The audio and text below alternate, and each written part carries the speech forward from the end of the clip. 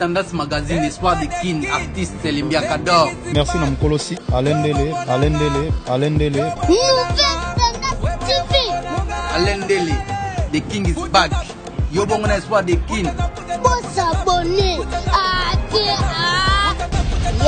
Qui veut noyer son chien l'accuse des rages. C'est sur cette note que nous ouvrons la boucle de cette grande émission Bueno Vista chez Killer, une émission qui vous divertit, qui vous informe, qui vous forme. Et je dirais merci déjà à cette grande équipe technique qui ne laisse et cesse de me tenir compagnie. Derrière cette caméra se retrouvent ces grands messieurs. Hervé Chinois Noir, l'homme visiblement invisible, capable de manipuler 30 000 30 boutons à la seconde près. Et merci à toutes ces personnes en tout cas qui soutiennent cette émission. Merci à toi, à Tati Bouchiri, toi qui es le ministre de la Défense, Nakatia Hollande, l'homme à la précision de la montre suisse, et toi qui as donné le corps et la vie à l'honnêteté. J'ai dit merci à toi, à Desbrois qui a là pourquoi pas Otis, Massa Double Parking, le cœur des Sino Tantine depuis à l'Afrique du Sud. Salut à toi, Hervé Loumas, parce que vous ne cessez toujours pas de m'apporter main forte. Et j'ai dit merci à Alain Dele qui est le patron de cette chaîne YouTube Nouvelle Tendance Télévision. Alors aujourd'hui déjà, dans le cadre de cette émission, pour vous qui aimez bien et pour vous qui suivez cette chaîne et pourquoi pas cette émission, je reçois pour vous Jazz Kavoulou qui est aussi patron de sa chaîne YouTube Gossip DRC News que vous connaissez tous. Jazz Kavoulou qui est avec moi sur les plateaux. Nous allons parler, c'est vrai, de beaucoup de choses, mais pour l'instant, c'est question tout simplement de récapituler ce qui s'est passé la semaine passée, donc ce que nous appelons rétrospective par rapport aux événements qui ont marqué la semaine passée. Quelles sont ses impressions plutôt actuellement et quelles sont peut-être sa vision et sa façon de voir les choses par rapport à ce qui va plutôt à nous arriver dans ces mondes musicaux, parce qu'on n'a pas autre chose à faire à part la culture. Comme je l'ai toujours dit, que la culture est aussi l'une des richesses qui fait plutôt la fierté et la grandeur de ces beaux et grands pays. Nous avons entendu parler de diamants hors cuivre, que beaucoup de personnes monaté, mais du moins biso, tout ça derrière cette richesse, ils sont visibles. Et puis tu parles par un facilement pour que tu puisses me liboso. Pour ne pas rester longtemps au micro, je dirais bonjour à Jazz plutôt, Kavoulou. Bonjour Killer. Mes salutations également à Hervé Chinois, à Alain Dele, ainsi qu'à la grande équipe de cette chaîne qui est Nouvelle Tendance Télévision. Merci beaucoup, c'est ta douceur que j'adore, mais ça sera une première fois que je te tends le micro. Généralement, j'ai toujours été ton invité, mais aujourd'hui, il y a autant de micros. Toi, là, on a Kinshasa, et plus près de Léopoldville, Léopoldville, et puis Nazaïr. C'est-à-dire que Zaïre est la semaine qui est sorti à Bercy, tout ça là derrière émission sur un même plateau, Libéra qui est sous caution d'une somme qu'avait payé héritier de 12 000 €, un truc du genre. Et cette même semaine, tu connais qui, en tout cas, est belé. Il y a eu Ibrator qui aussi a chanté JB Piana, et cette même semaine, tout le monde il fallait pour pas avoir interdit à ces musiciens porte-parole, toutes ces personnes en tout cas qui rigolent son orchestre, n'est plus passé à la télé pour attaquer JB Piana. Pendant que de l'autre côté, Moussaka et les autres étaient toujours en train d'allumer le feu pour que la guerre ait continué. Alors, Bisono Toyi Nazaïr, au Monaki Yango, tout le monde a la rétrospective par rapport à Makambe ou Taolega. Déjà, toujours dans rétro, bonne nouvelle, mon journaliste, bref, il y a qu'on est fois. Parce que nous aimons beaucoup nous sommes à l'étranger. Mais déjà, quand tu vivre tu vas en Europe, en Asie, tout, aux États-Unis. Donc, encore une fois,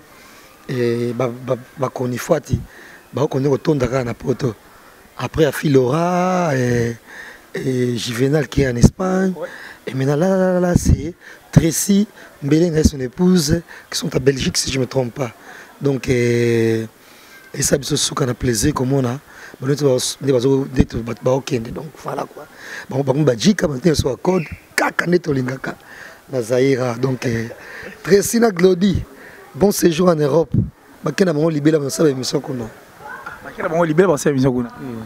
Alors, en Europe, il y a rétro, il y a bonne nouvelle plutôt. Utopie, ça va la biso partout dans le monde entier. Dans tout Tangelo, dans le cadre rétrospective, Blogezaki à la Union et Domina qui se mène au Taolega. Bon, déjà, savez, Kobima Bercy, ils ont l'occuper dans la monnaie dans ma bête. Tout le monde peut moquer un tout petit peu, ça peut prendre des films parce que Bercy, tu héritier généralement, et bah, il côté. Au mon adhère, mais comme tu décides, Kobima Samtu Boinaboy. Kobima Nae, finalement, fait un abîma. Mais j'ai pris une place, moi, je suis accueilli, il y a place, moi, il y a.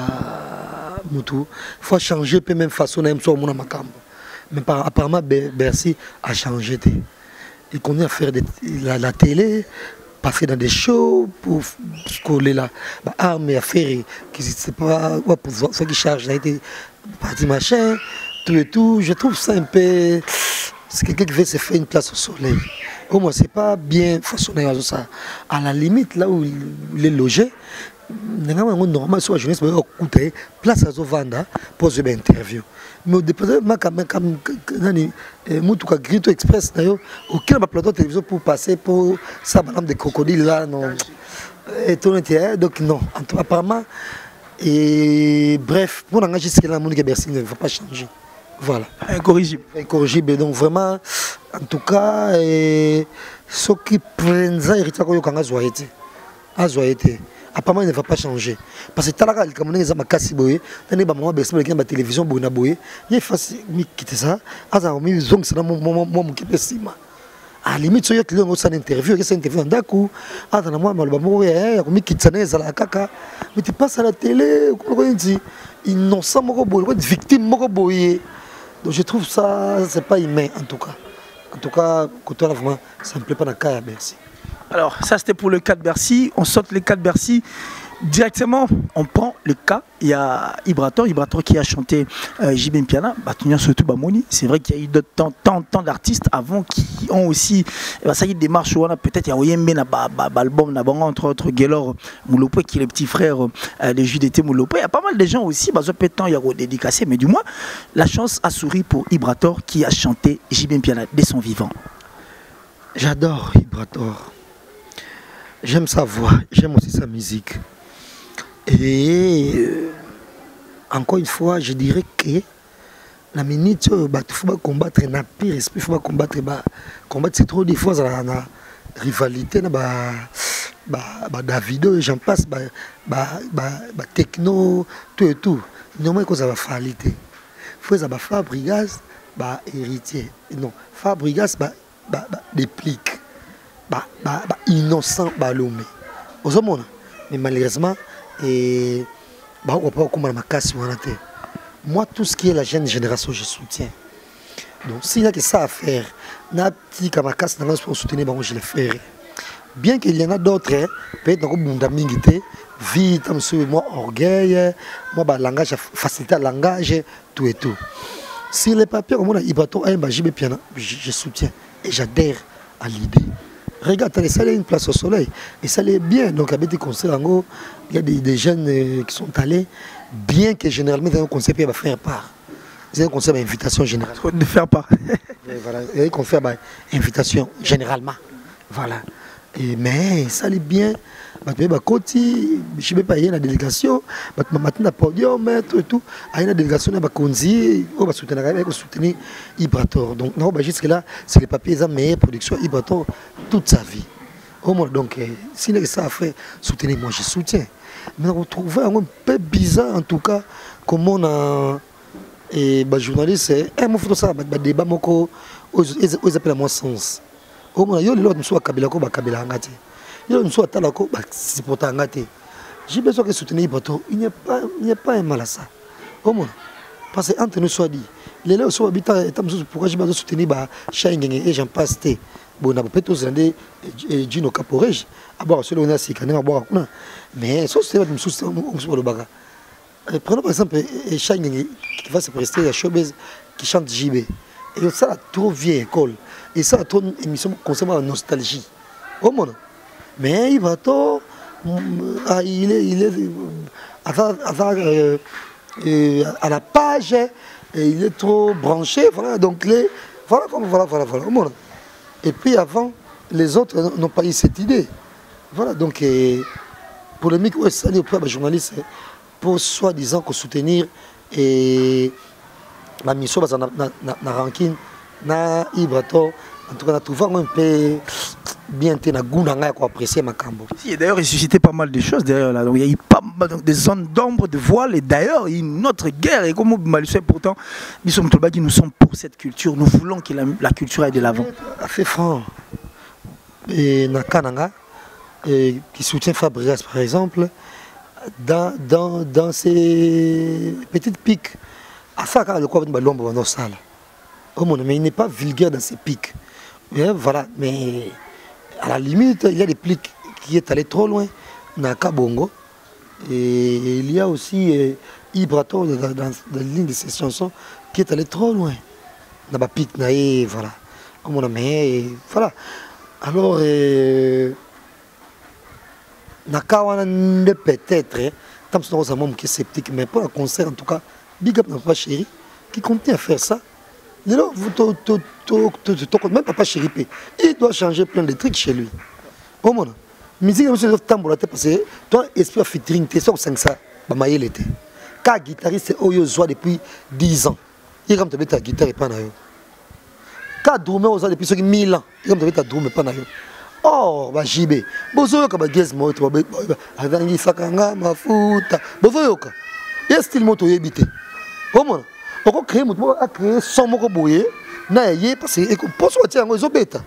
Ko le ba génie ka bimisi bele ba boka boka boye. Comment? Il faut s'intéresser même le mot ça ba mélange pour ba Niger le soir pour ba Nigérien. Il y a ko yiba musique ba jamaïcain, ba mélanger mo folk na bango. Comment? Donc musique il faut changer. Par exemple Jibin Piana a préparé balle de match au Zélango. En tout cas, Tali frappe à ses gains comme un peu. C'est bien, mais créativité, mais comme c'est ça sauté. Dans la place, il prend, je sais pas moi, Arnaud Madrouma. N'a pas ça, Mbonda Penza. Mbonda Penza, il fait un boyatali, on a joué à Oulouala. Il y a un trois de création. Ton guitare, mon ayoka qui boye.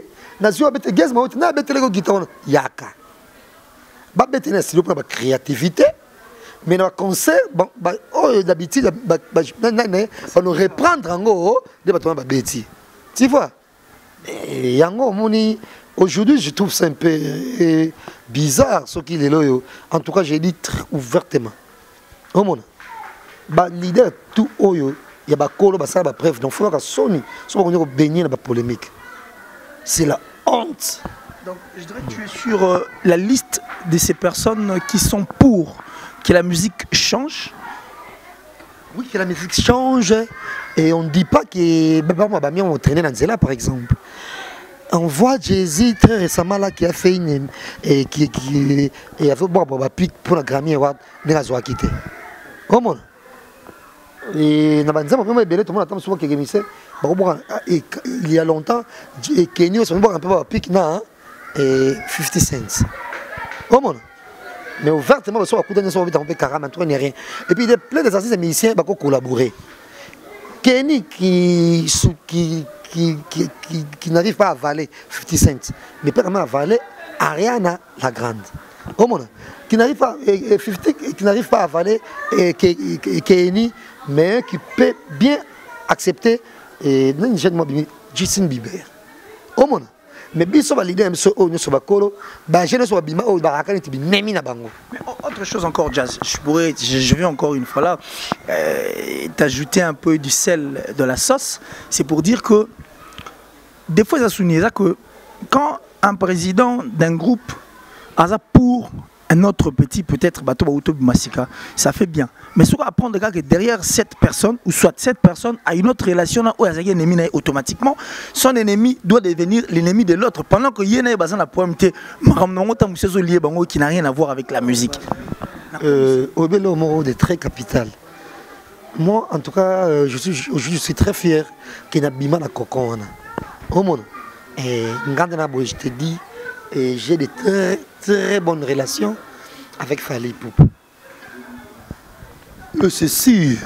Je joue dans un passe parce qu'il fallait qu'il y ait un bon Manzili, c'est chef d'entreprise à Osalisanga. J'ai des très bonnes relations avec Fabregas, que je soutiens. J'ai des bonnes relations avec Héritier Watanabe, que je soutiens également. mais en aucun cas parce que Fabo par exemple Mobutu qui ne consomme pas Fabregas et puis officiellement donc Fabregas de n'importe quoi, non. Que par exemple Fali qui ne soutient pas Papa Chéri et moi de même, donc même qu'on ne va pas à mon n'importe quoi Papa Chéri, non. Au monde, les choses doivent changer. Donc la musique, il faut pas évoluer. Il y a un moment où musicien au Congo, j'ai dit ouvertement au Congo nigérien.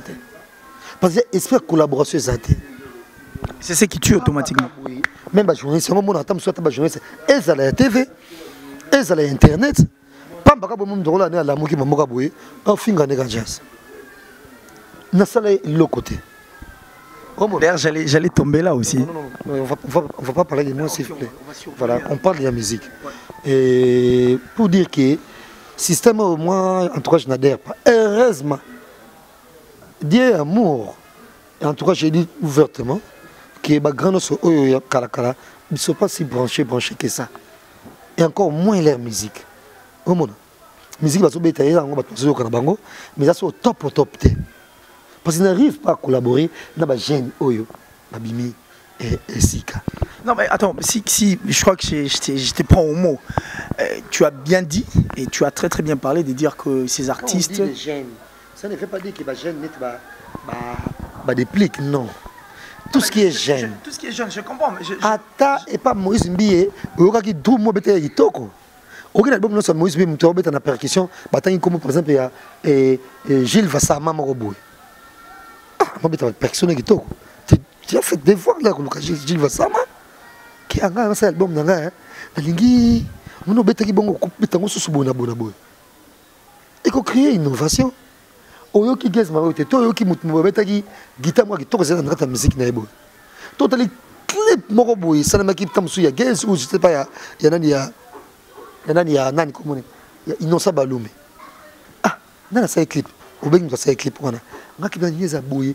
Moi je ça qui sauf qu'il y a un sous bouille. Mais ils ne veulent pas de ça. Bango basaka que guitariste les gars bah on se sauter binemi. Non mais statique dans le sens que laisse-moi te dire que Bissopé et non qui you matosarango on se laisse bon et comme même mamatoyi par des gens qui ne sont pas cultivés. Oh, c'est à nous de montrer aux gens qui ne sont pas cultivés. Voilà un boybatambola. Et généralement, les musiciens qui sont généralement entourés par des bouffons qui ne savent rien, qui ne sont pas cultivés. Oh yo, bah ça bagage, moi je connais qu'il est. Oh bah ça bagage eux en côté. Mais oh yo, bah qu'on veut qu'il est n'importe quoi. Tu vois? Et gloire à Dieu, génération à Bissau bâtiment le lend de Congo, to bimi. Oh mon. Parce que moi comme je suis là, en tout cas, atta au commentaire. Waya, n'a mon esprit. Atta au commentaire, vous avez l'autre côté, je suis cultivé. Au mon l'autre côté, mais toi bon, on a son malas nanga. L'autre côté, la chemise est tout pressing. On a là, sur ma beau côté. De la génération, ça va Congo, et ça maintenant il y a Bayombe, bref, Congo, élevé chinois, Frank Stemai, Alendele. Biso sur Congo, mais qui peut changer le lend de la biso, il peut se sauver kilo. Bon, moi, je ne jamais dans des niaiseries. Oh mon, on a les Camerounais, les musiciens, les Aranis. Donc, de nos côtés, les musiciens, qui ne veulent pas apprendre à retirer un ghetto, mais ghetto, oui. Ghetto, ça a même dans game le quoi, il y a Nyokalongo. Parce qu'il est tout le temps, il renouvelle. Mais il a la personnalité. Azana personnalité Nyokalongo. Oh mon, Azana personnalité puis Nyokalongo entourage toujours Bayamo Bazara très bien éduqué. Et ce qui fait que juste un jour, on va toujours content et tout autant aussi content. Ba musicien, na ba bureau na bango. Oh basaka mabokaka. Oh alobaki. Toujours ba songi songi. Otaka émission te kuna. Ah nani, qu'il est gafé. Internet gafé, ngaku to bokolo ba bokolembe. Donc, on a répétition à binoté. Qui pas cocolo. Concerne à binoté. Donc, il va conserver à la limite qui respecte la presse. Là, je vais aller. Mais et puis, il reste ok, c'est pas belé, il y a des voyous, il conseil ça on peut sauter. Donc voilà, bisous, bye quoi. Alors, nous allons clôturer avec ces points. Jazz, je crois que c'est le tout dernier point de cette émission. Quand bien même tu n'as pas voulu qu'on parle de toi. Ben, bref, le dernier point d'abord, pour dire que à force, il y a qu'au soutenir. Et c'est ce qui fait que JB Mpiana a soutenu, c'est vrai, c'est parti. Mais Nassimanango, il y a eu tas d'histoires où Ebimi, au Lelo, et suscité même guerre, cette guerre dont nous nous sommes contre, parce qu'il faut faire quand même la part de choses. Il y a que Moussaka qui est dans des émissions en ligne, tout comme à la télé, en train d'insulter ou de dire, parler en mal, librement comme ça, Fali Poupa. Mais Fali, par contre, s'est ressaisi et a dit à ses musiciens, porte-parole et autres, bah, les gars, la TVT pour répondre, Papa Chéri. Et déjà, je dirais ceci, et tu vois, la BCBG, c'est un bébé en retard. La BCBG. BCBG, le bar en côté. Même quand je rentre dans la télé, bah, poli. Ils sont polis. Et puis, Moussa avec ma CCNA. JB par an dans cette émission, à la limite D. Parce qu'on dirait, c'est au cours du mois de septembre.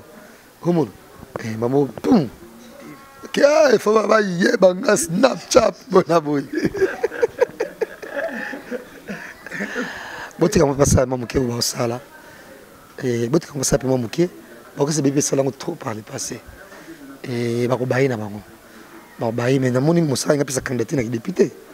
C'est respecté quand même. À personne d'autre kilo.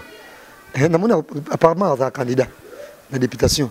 On a parti à Bologne, si je ne me trompe pas, à Ako. Alors, mon sac, c'est respecté. J'ai vu une photo. Personne d'autre kilo, on a voté. On a enrôlé à Kitambo. Mais c'est les gars qui disent ça. Il n'y a plus d'enrôlement, mon Dieu. Ça dit, on récupère, on sait que tu n'es pas de cette commune, Kitambo. Je préfère, ça gêne moi, c'est un peu vulgaire, à ça, maman, la place naïe. Il y a tiré à ma CC. Oh mon. Eh, la vulgaire, oh mon. Je ne le fais pas pour soutenir Fali, non. Non, tu as moi personnalité na bango.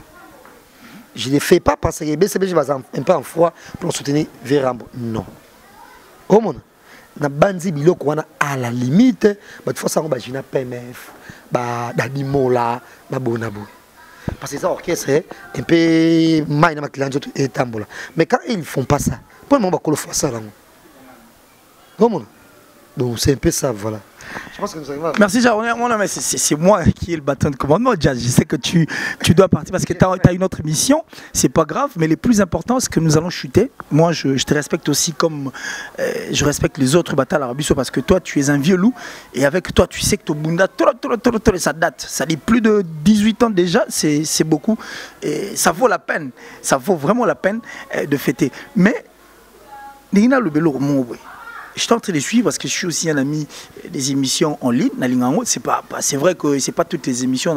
J'ai quelques émissions ici à Pointe, peut-être quelques chaînes YouTube parce que nous avons appris à rapper. Pour moi, il faut toujours qu'on réinitialise tout. Mais j'ai vu dans ton site une émission Gossip DRC News.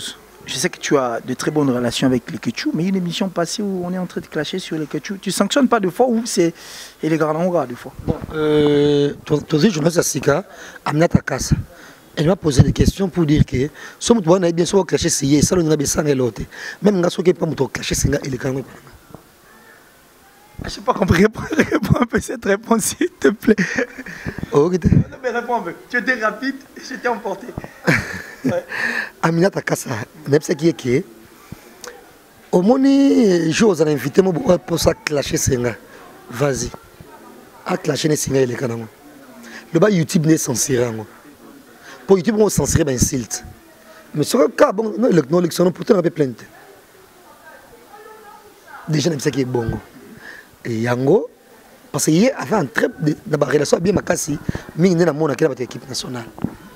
Yango mekana otuna ah tana tendresse na sa émission tendresse baboyi na sa émission na tendresse parce que yé ataka blog na yé na chaîne mo YouTube atuna bo sa chaîne YouTube on songa na akotuna émission mto ça na gossip chaîne bo sa chaîne YouTube on bisi akotuna mto gossip té après ta raison on est tendresse on a garé que à sa émission na ba onge mo aller saka alat saka Ah, mais mon apparemment, va cacher sur les questions.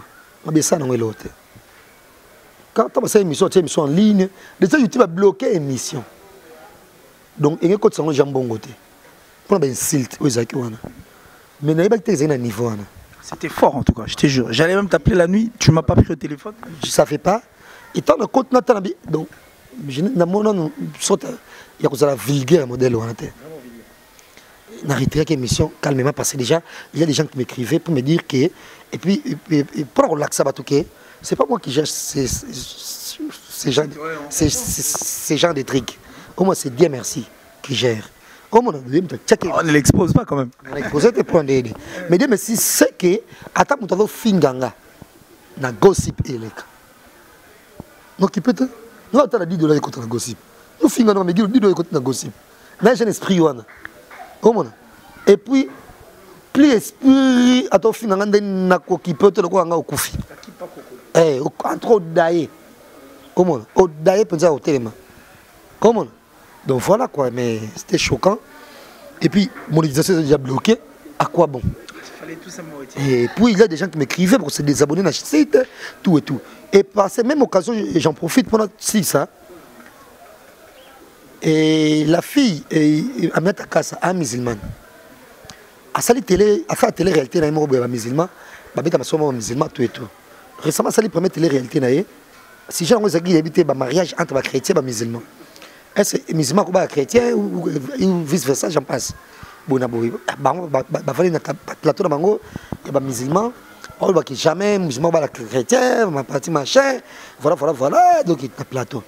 Je te dis, la menace dans les zones, il va se désabonner dans la chaîne, même dans l'appel, que la mission fait long. Vraiment, la mission fait long. On dit que nous sommes tolérants, nous respectons et la croyance religieuse, c'est Aminata. C'est une fille qui est très polie, qui m'appelle papa. Qu'est-ce qu'il est vraiment? Déjà, sa gentillesse, ça me plaît. Mais, si on vit dans un pays islamique, on ne l'engage jamais. Je supportais Dubaï, peut-être. Non, pour Dubaï. Oh, Dubaï, mon pays à liberté. Tant dans Dubaï, écoute, vous me battez, donc, on a un hôtel dans Zaki. Moi, je suis dans une chambre d'hôtel, parce que je suis dans Dubaï. Dans la chambre d'hôtel, moi, je suis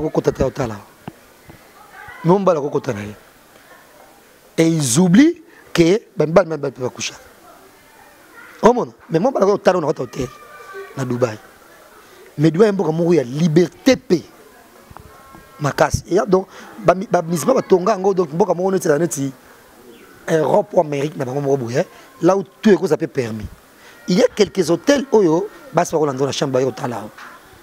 Mais il y a des hôtels européens, européens ou carrément américains ou africains.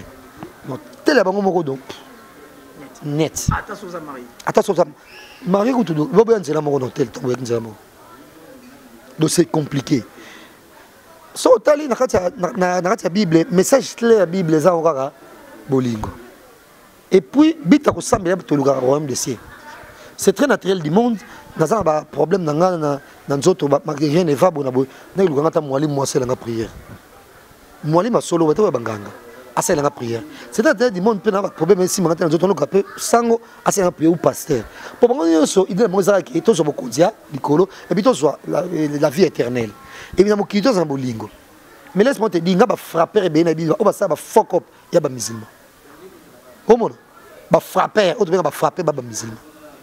Donc, nous faisons assez pour moi, pour agober on a tout na yeke, sommes musulmans. Eh, c'est logique. Eh, ça, musulmans mutuka yonanga. Ah, ma bena ya malamu na.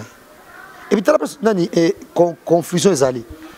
Ba chrétien, ko ba se de tezaka na moi si moko. Ba musulmans, ba no bas nongolingi. C'est le souvenir pesant et l'autre. C'est ça, on fait l'autre. Parce que généralement, faire l'amour, il y a un peu comme ma bête. Au monde. Mais côté chrétien, côté, comment? Donc, dans les mêmes sous tout le monde, on dit que chrétien, Comme la masangate, bon, Bible dit tout excès nuit. Comme la masangate, il y a un problème. Comme dans la langue, net ba camarade moi journaliste ba alcoolique mais inde ba langue de ma bé. Mais yo pe mutsu chrétien moi. Mais voici mon toswag. Ça dit dans mon toswag qui seguro aola tanakin. Ça dit tout risqué quoi, tout risqué. Surtout que ça sur voilà tanakin, c'est que tout risqué quoi. Tout risqué de ma solo solo.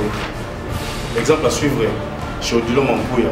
Désormais qu'il mon bimba Lubumbashi Congo mon matola ta ao.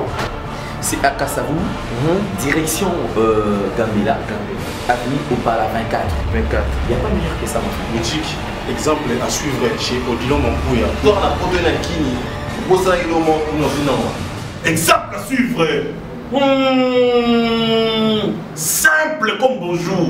Donc, on déplace ma solé fandi, on est sur le molata, on est sur le mot à la chico, sur le mot à la élégant, sur le mot à la tendance, on a soyé.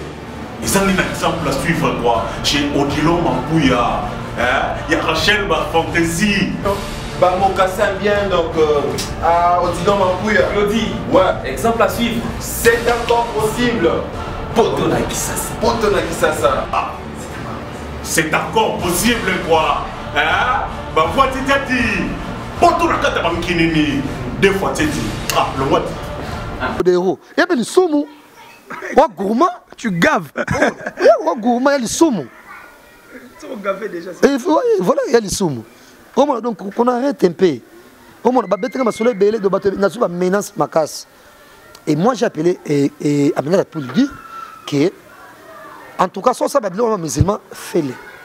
Pour être un musulman, on a d'habitude parler partout dans le monde. On va la gossip d'IRC News. Il y a un ami à moi, Maître Ousmane. Moi, on a beau marcher à Paris, qui est musulman. Tout le monde fait depuis quand. C'est pas ma terre, non, musulman. Mais éco maté que bon ça va concurrence na ba chrétien. Comme on a passé bien pas généralement musulman ba concurrence té. Ba musulman ba concurrence té eh quand tam susu et bien pour ça bien ba concurrence té so donc quand on a ça que mission bongo. So biso ça que mission so chrétien. Tout se comprendre ba musulman biso ba point bongo. Mais c'est marche moi seulement à ton côté. Tu vois. Merci beaucoup Jazz. Si ça na point on a. Au moins donc tout ça parce que nous tapons la histoire ba benga ma casse pour le dossier on a ici amnata ça si j'ai dans télé réalité ba musulman bino boti qu'on se comprendre na ba chrétien. Na mbaki effectivement dernièrement awa tout ça émission en aucun cas to masoye comme ba musulman. C'est émission et puis biso kutu. Soit un chrétien que je suis, soit un chrétien, un pasteur, non, qui n'est pas critique comme ça va faille na bango. Mais apparemment, musulman, comme ça va faille na bango. Après ça, imagine moi clean, qu'il faut pas les cons, pas moi marier, loger ma monios. N'était sur notre cause mon molo. Il y a une image qui ça, biso donc, bah ça télé réalité moi musulman, n'engue moi musulman, bateau communauté, et puis bah le pas convaincre bateau va égarer, peut-être ça va chrétien la région de l'islam. Mais sans toutefois hériter sensibilité à il y a chrétien quand même. Et très récemment, on a un pasteur qui examine, en aucun cas, tu peux être sur le musulman. Donc c'est un peu ça. Donc, nous avons rassuré et nouvelle tendance télévision par rapport à polémique. Parce que nous avons maintenant sur une menace sur ça, critique, mais sur la Koufi. Merci. Merci beaucoup, Jazz. Peut-être pas de salutation? Oh, je salue mon président Denis Ngambani, le mari de Julie Kitima. Julie Kitima, la maman de Kokomis Ngambani. Et de même, nous attendons à Pierre Ferme à Kinshasa.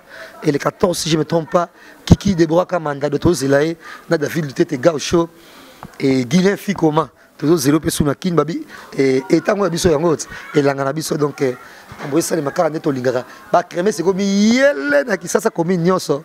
Mon voyez les caméras bien blancs à moto, quand Neto Lingato, ça n'a jamais joli Moussungai. Et merci Koyago Belisha depuis London et parents André Jilouawa et à Londres. Il y a forcément souffert en Suisse. Merci à Londres, un voyage à Londres. Et notre maman Bota ici, je ne me trompe pas. Voilà, donc merci parce que vous allez me botter belé et de même na Kelly Charonston et Galiatita. Et Glody et Tressim Belenga depuis l'Europe, Bambote Belé et Parabino. Et de même, Juvenal depuis Espagne, on a sur les journalistes passé. On a aussi la calamine. On a dit que sur la code. Et on a Hervé Tita. Et on n'a jamais succès quand on finit à Paris. Et il y a Toussaint Dombassi. Et on a une sur la soutenir et encore une fois David de Tegal Show. Et de même na trésor beaucoup dans les valables. Et merci Nayo. Qu'il est ici. Et puis Hervé Chinois. Cette émission. J'adore cette émission. L'émission était à la hauteur et vous avez l'émission. Je suis très sorti dans la ligne. On ne s'ennuie jamais sur notre émission. C'était une très bonne leçon de la musique et de la vie en général. Merci Killer. Merci beaucoup à toi Jazz Kavoulou et merci à toutes ces personnes en tout cas qui nous ont donné leur attention et surtout ceux-là qui n'arrêtent et ne cessent de suivre cette émission. Nous sommes en train de faire ce travail parce que nous avions compris, déceler aussi les personnes qui font bien. Et le fait de regarder les choses du bon côté, on a compris que la richesse n'est pas que les diamants, le cuivre, l'or, le coltan, comme nous l'avions appris à l'école, mais plutôt les hommes qui regorgent aussi cette terre sont aussi une autre richesse parce que le Japon ne se développe pas sans matière, je ne sais moi première, mais plutôt dans la matière grise au bisoban, le Japon s'est développé. Donc merci encore une fois à toi Jazz, merci à Hervé Chinois Noir, l'homme visiblement invisible derrière cette caméra parce que toi tu es capable de manipuler 30 boutons à la seconde près. J'ai dit merci à toi Alain Delé, le patron de cette chaîne YouTube, Nouvelle Tendance Télévision. À toi, depuis la Hollande, le ministre de la Défense Tati Bouchiri, Nakatia Hollande, parce que toi, tu as la précision de la montre suisse et tu as redonné la vie et le corps à l'honnêteté. Merci à toi Déborah qui a continué toujours à soutenir cette émission. Bosenga na yoza mingi Déborah dans cette émission. Bosenga na mingi Hervé Lumasa dans cette émission. Bosenga ya Otis Massa double parking le cœur de Sinon Tantine et ça belle na quatre émissions en tout cas il faut tout solo. Et ben nyonso au baza loin de nous abonnez-vous massivement à la chaîne Nouvelle Tendance et aussi n'arrêtez pas de m'écrire en tout cas sur ces comptes Facebook donc Killer ici et aussi appelez à l'aide de ces numéros qui est affiché au bas de ces postes où ils ont permettre Bino Bolanda émission Karine qui dit ainsi depuis la France. Salut à toi, Yansimi aussi depuis la France. En tout cas, je vous aime tellement et nous saluons la femme d'affaires Chouchou Natati là, hein, Chouchou Natati là, la femme d'affaires et merci à Maloris, la congolaise Malolo. Bon, biso tu na biso ka ndenge zala mais tozolo mangambo ça vraiment important. Ba tout ya poto. Tout y a potelé partout. Vous êtes le pasteur Serge Mambou. Si réellement vous aimez cette émission, si réellement vous aimez cette chaîne, n'hésitez pas de m'écrire à l'aide de ces numéros de téléphone et pourquoi pas, pour numéro de téléphone, les uns WhatsApp, pourquoi pas, ces comptes Facebook. Alors on va se dire au revoir, mais avant de se dire au revoir, Chinois Noir, Kagabo, c'est lui qui veut donner son chien l'accuse des rages, mais Nasuga, Torusugi, c'est en vain qu'on répare une calebasse et c'est sur cette note que nous bouclons la boucle de cette émission Bueno Vista chez Killer Kilesi. On s'est dit au revoir, mais le tout dernier Congolais en tout cas, la Motasuka na Congo, RDC, en tout cas, s'il te plaît, bye, et on se retrouve très prochainement dans un autre numéro. Tendance Magazine, espoir de Kin, artiste Limbia Kador. Merci Namkolosi, Alain Delé. Nouvelle Tendance TV.